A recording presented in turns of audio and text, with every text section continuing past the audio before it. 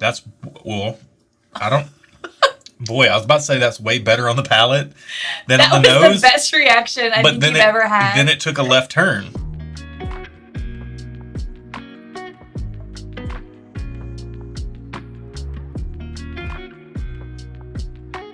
Welcome to the channel, bringing a real-world perspective to the real-world whiskey consumer. I'm Josh. And I'm Aaron. And we are back with another Pours Unknown, where we take a sample that you guys send in, whether you're a viewer, a member of our Patreon community, which we always appreciate when you guys send stuff into the channel. Yep. And we appreciate you supporting the channel. We draw these samples at random, bourbons and ryes. We don't know what we're drinking, but what we're going to do is we're going to smell it, taste it, let you know what we think about it, totally double blind, and then we're going to find out what the price is, see if that changes our ratings. Did I say we're going to give it a rating? We'll give it a rating. Yeah. Then we'll find out what the price is, see if that changes our rating before we find out what we're drinking. A little bit of a backwards way of doing reviews, but we feel like it gives you a really unbiased look at what's in the glass because we're just letting it speak to us.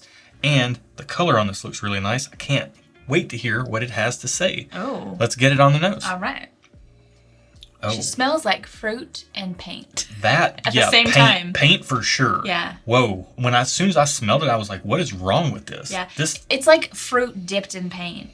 Wow, that's so strange. Like latex paint. Mm-hmm. Is there something wrong with this one? I don't think so. I've had that smell before on other pours. I can think of only one pour I've ever had this type of specific experience on. It was a single barrel that a restaurant picked out of 4 roses. I'm not saying I think that's what this is. I don't think we have any anything that hyper specific in our pool. We try to stick to a little bit more general release items. Wow, I'm getting the fruitiness now, but the paint, the latex paint note is the first thing that hit me. Like for me, I'm getting like a pear, like a peeled pear so you could smell it, dipped in, I'm picturing white paint, don't know why, white paint and then lift it up. And so you get the mixture of the pear and the paint.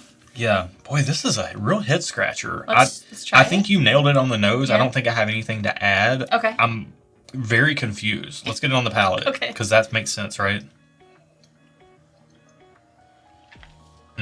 That's, I don't, boy, I was about to say that's way better on the palate than on the nose. That was the best reaction I think you've ever had. Then it took a left turn. Tell me about it. I don't know what's happening right now. Am I broken? No, you're not broken. I mean, we're all a little broken inside, let's be honest. Yes, that's true. This isn't therapy, though. What's going on here in this glass? I don't know. I need a second first sip. I need a second first sip, too, because I have no clue what we're working with. It's so wild because when I'm putting it to my mouth, I'm smelling it and it smells fruity. I'm tasting it. It tastes kind of fruity, but also kind of sharp. I think this might be a rye. I don't know. I don't get fruitiness in rye. You know what I get out of this? What? Peppermint. Oh. Like the red and white peppermint things. Yeah. Like you put 3 of those in your mouth and also somebody snuck a green and white one in there. Good Lord. Is that how you eat peppermints? No, but I'm saying there's a little bit of spearmint in there too. Okay. That's laced in with the peppermint. Maybe that's the sharpness, and I'm assuming it's a bourbon, so I translate it as sharpness, but it's actually mintiness. Because as I'm speaking, I'm breathing in and out, and it feels cold, like on my tonsils. Does that mean it's rye? I don't get that. I chew mint gum a lot, and I don't get that. Because you're like overly stressed and tense. That's a whole nother, again, this is not therapy. I mean, maybe it should be. I mean, come on. Dr. Aaron's here. Man, this is a weird, wild pour. I don't know what else to say about it. It is weird and wild. I think I like it, but I don't know.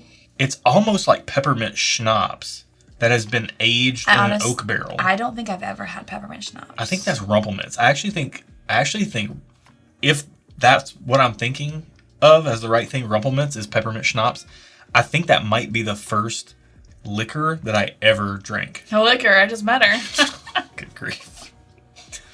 All right, so that's what I'm getting so far on this. I do need another sip before I can give this thing any kind of reasonable ratings. Same. Because right now, I don't even know how to feel. I don't either. I'm slightly confused. All right. We need a moment. We're going to take a sip. We're going to let it sit on our palates. We're going to be back. We're just going to taste it. Okay. We'll see you in a second. Let's do it.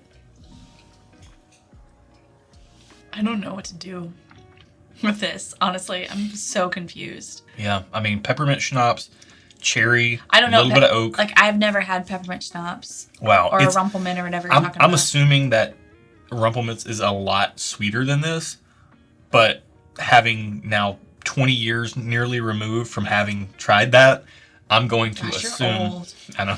I'm going to assume that Rumple Minze is a lot sweeter than this, but this is reminding me of like a peppermint liqueur. But this is wild. This is one of the most weird experiences I've had.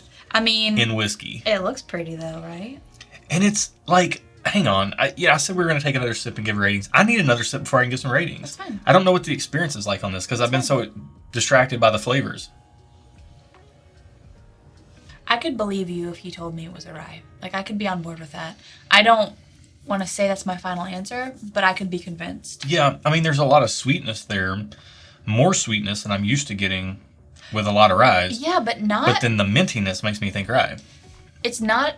It's sweet. It's underlying sweetness. It's not overpowering sweetness that I feel like I get with most bourbons. I will say the finish is really nice on it. It's fairly oily. So if the flavors we're talking about are kind of up your alley, this is going to be a pretty good pour, in my opinion. Yeah, if you like proofy, it's dense, warm. flavorful pours. It feels maybe like a little higher than 100 proof, or maybe around 100 proof, maybe slightly more. I would say more. I'd say like up around the 110s, 110s. Yeah, because it grows, like the warmth grows. Yeah, this is a wild pour. I can't wait to find out what it is, but we're going to give our ratings and find out the price first. Oh, man. Where are you at on this? I don't know. I think I have to... I think I have to say just okay. Yeah. I don't know. I'm confused. I'm definitely not going to go thumbs up. Can I be like this? Yeah, like not this, not this. You're like, teetering closer to I'm in between thumbs up and just okay. Okay. It's wild. I'm between just okay and thumbs down. Okay. Oh man, as it sits on my palate more and more, it just reminds me more and more of Rumple Minze. All right, let's find out now the I have price. to have what this Rumple Minze is. I've never had it before. I don't think you do. Okay. No, I really don't think you do. Okay. I missed out in my college days because I didn't. Here's the thing. I like what's happening in the glass, but it is such a specific flavor profile, and it's not a flavor profile that I personally gravitate towards. So hold on. before we see my face, before we find out price and everything, I want to be real clear about this. Okay, I think what's in this glass is good. I think it's good whiskey. I just don't think it's 100% to my personal flavor profile because of my history with Rumple Minze. Okay. So, and I like it. I don't think it's also in my flavor profile. And even though it might be a rye, I think I am also, as Josh is coming over more towards the rye side, I am leaning a little more into the bourbon side as well. Like, we're kind of meeting in the middle. So that's why I'm teetering between just okay and thumbs up. This is a wild pour. Okay. What is it? We're both just okay right now. It's number 79. Number 79. The price is $50. I think that's correct. I'm going to stay just okay. That's a fair price. I'm not a hard pass at that. And I'm staying teetering between just okay and thumbs up. I know that's not an official score, but it's our channel. They know what you mean. It's our channel. We can do what we want. They know what you mean. What is it? It is Still Austin cask strength. It's 118 proof. It's a bourbon. And first of all, Texas whiskey is wild. Texas whiskey That checks out. That checks out. And this is thanks to Michael Schneider. So thanks, man. Why is it so pepperminty? Because Texas whiskey is wild. And stay weird, Austin. Like, that's their motto. It's weird. Dude, this is Austin in the glass. It is weird. Wow. This is like, I think this doesn't personify. It puts Austin in the glass, kind of what you said. Wow. It's good. It's weird, wild, but also lovely. Yeah, I mean, like I said, I think it's good. I just don't think it's for me. Yeah, one more sip. I'm surprised at the 118 proof.